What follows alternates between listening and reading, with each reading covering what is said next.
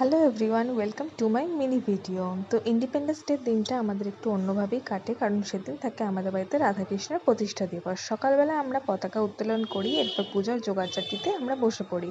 যেহেতু এত বড় একটা পুজোর আয়োজন, সেই জন্য জোগাড় করতে অনেকটাই সময় লেগে যায়, কিন্তু সবাই মিলে আমরা হাতে হাতে কাজ করি বলে আমাদের খুব ভালো লাগে, আর তাড়াতাড়ি করে সমস্ত কিছু গোছগাছও করা হয়ে যায়। ঠাকুরমশাই এসে যেহেতু সব কিছু গোছগাছ থাকে, তাই পুজোর আয়োজন করতেও বেশিক্ষণ সময় লাগে না, ঝটপট করে পুজোতে বসে পড়েছিল।